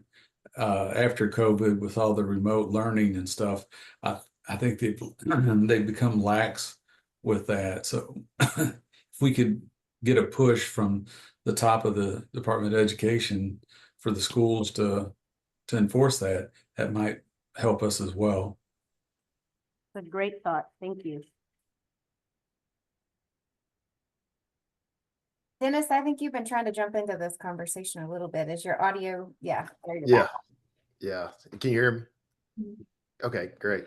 No, your presentation is spot on. The other issue that we run into is communication with school health programs. And when there was a preventative visit done at the school, and then we bring them in their normal time, and then we get all the way down the road to to bill them the claim, and it comes back that it was already done. So we've tried to work on that. It would be great if we could work on communication as well, or have some kind of repository where we could see those things, similar to our vaccine ability to see vaccines in pretty much real time. Yeah, it's a major issue, especially this time of year for us as well. So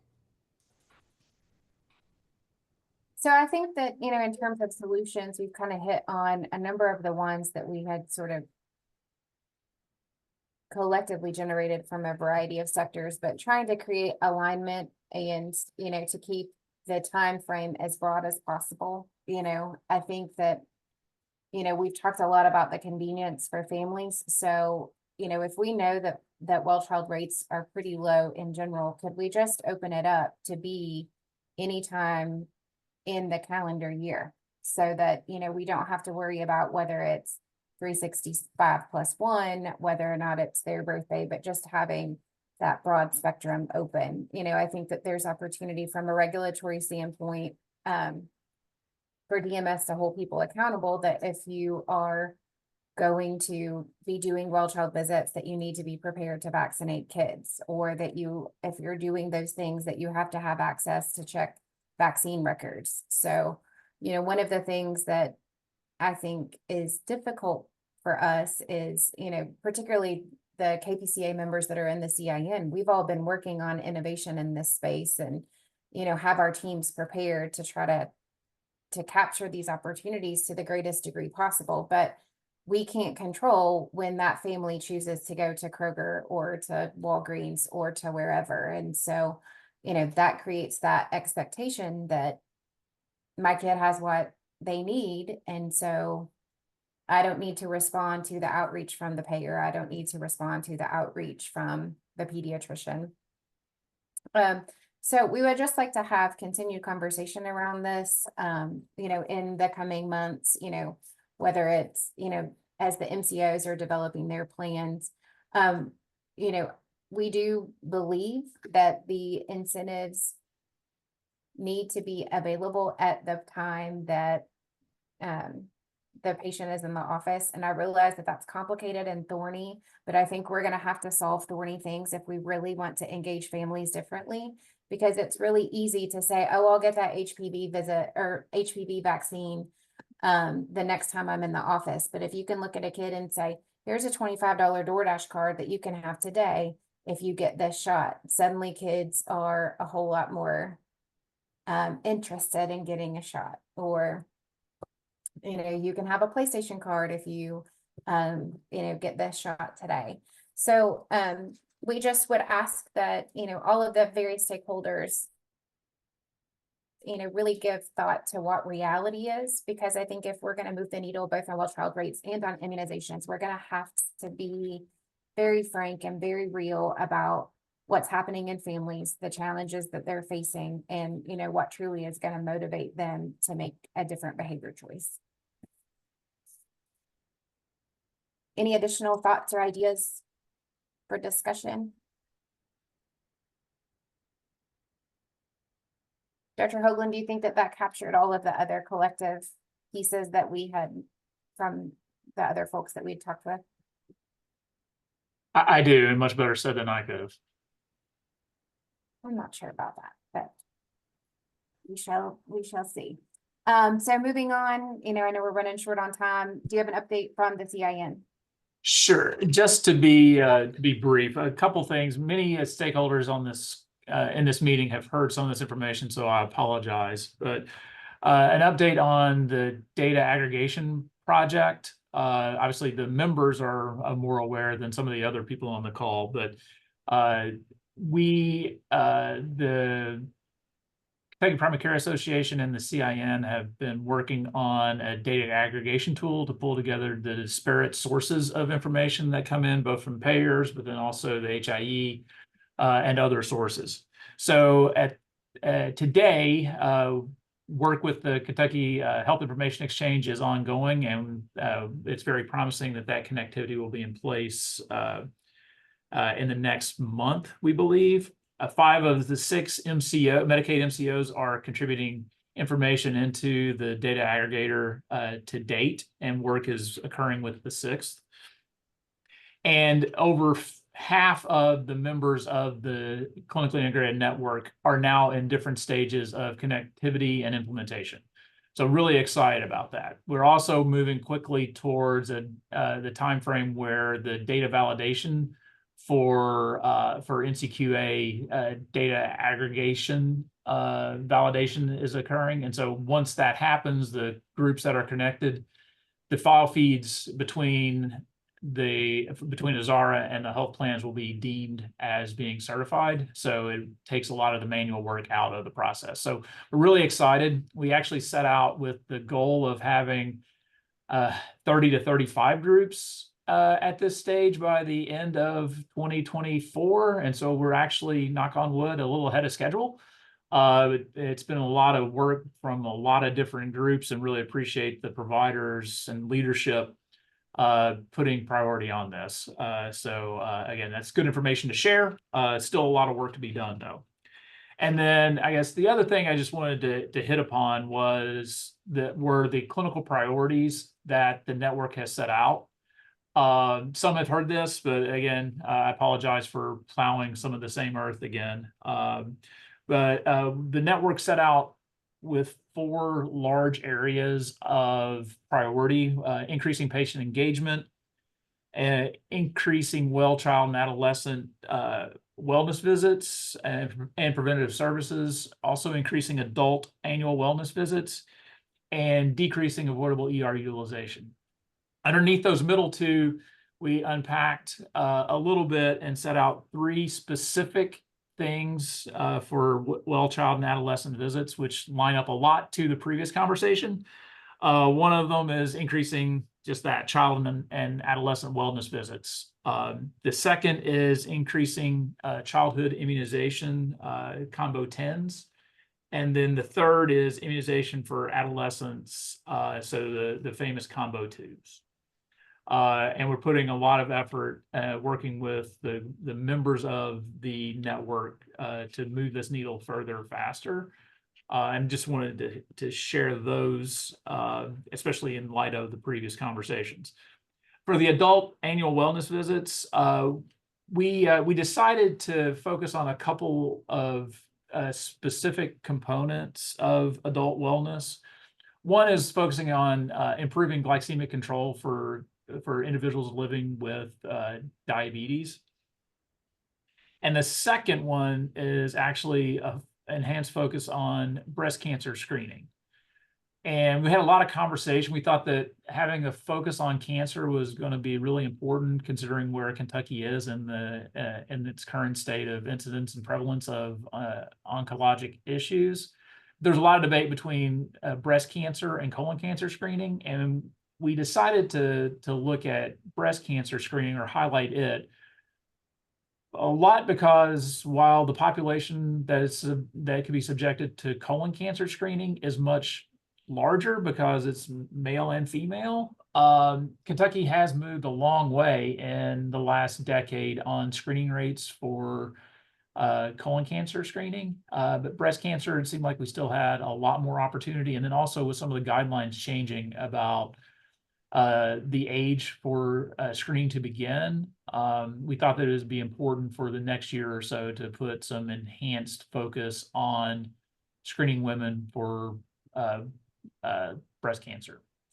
So those are kind of this, taking those 5 and then the 2 others at the bookends. Those are the 7 priority goals of improvement for the network for 2024, and we'll reassess in 2025, but likely there'll be a lot of similarities in 25 to 24, knowing how long it takes for clinical measures to change when you start taking action on them.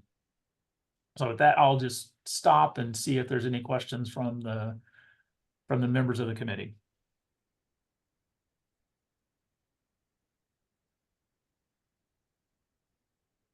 Hearing no questions for Dr. Hoagland. We'll move on. Any other business from committee members today? In regards to old business, I just want to bring up the need for us to start really focusing on the MCOs getting our panels cleaned up. I know we've talked about that in the past, and I've talked to some of the MCOs to help us out, but I think we need to really make a concerted effort. We keep sending in the PCP adjustments or changes, and they don't really get processed. So it just seems like we're spinning our wheels. And for us to really be effective and manage people's care, we've got to be able to contact them. We have to have some kind of a relationship with them. And it's hard to do whenever you've never even seen the patient or you don't know how to get up with them. So if we could kind of reemphasize that, and maybe somewhere down the road in our contracts, look at more of the way Medicare attributes them by where they've been seen the most. So Barry, it's a great point, and I think we can. I'd love to have some additional conversations offline with this. I think so many of the arrangements with the MCOs, for those that are in the network, we have a mechanism to be able to address that directly with the MCOs. And many of the mechanisms that they utilize for attribution beyond member assignment does have a factor related to most frequently seen PCP. And if that algorithm is breaking down, that's something that we can address from the network level with the MCO in question. Now, if it is someone that is not a member of the network, then that's more of a direct relationship that they would have with the MCO. I think, as it relates to high level policy related things, getting some consistency in how an attribution model works, I think, it does have some merit. Similarities decrease confusion and sometimes can become more replicatable in a good way. And so that may be something that's worth having some conversations about, as well as how do we drive out some of the variation that is not adding value and is actually causing confusion in the system. Okay. And I think, if there are issues with the MCOs, and we'll have to I'll have to go back and look at the MCO contract to see how this is even mentioned or addressed. And, and if we need to, I agree, consistency might be helpful in this area. Always good to identify areas you can be consistent. We're happy to take that back and work across the MCOs for some consistency, either voluntarily, or we can look at what we might be able to do in the contract for January 1, to create consistency. I mean, I think creating, to Barry's point, creating some expectation about response to those change forms, because it is like you feel like you're sending the work into the wind for it to never You feel like you're a rat on a wheel. Yeah. Yeah. Like we found we had at one point started saving them because we wanted to do some tracking to see if they were productive. And so we had big stacks of them, and I was like, we can just shred them. Because that data exercise will yield no positive results for us. Yeah, it's kind of a multi-tiered issue. One is, processing the change forms, and the other is just the initial attribution of it as well. Because, if you get somebody that, if you're in Hazard or Heinemann or Hayden or Vico, Whitesburg, wherever, and you get a patient from Frankfurt or Lexington, it's kind of hard to manage their care. So I know that shouldn't happen, but sometimes it does. So just a point of emphasis. Any other business from other committee members today? Okay. So are there specific recommendations that we would like to send to the MAC today?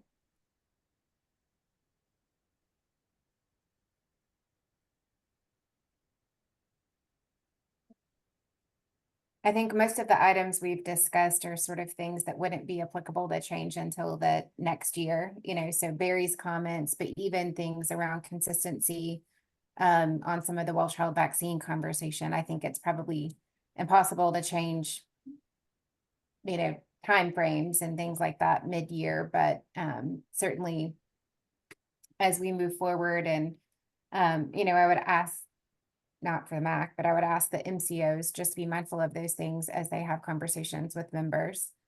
So hearing no specific recommendations, our next meeting is October 24th. Is there a motion to adjourn the meeting? Stephanie, maybe we could ask the MCOs to come back to our next TAC and just provide a brief report on their process, and maybe that would get it as a point of emphasis back throughout the MCO. On attribution? Yeah, well, not on attribution, but on processing change forms. Okay. Just the re-emphasis on it.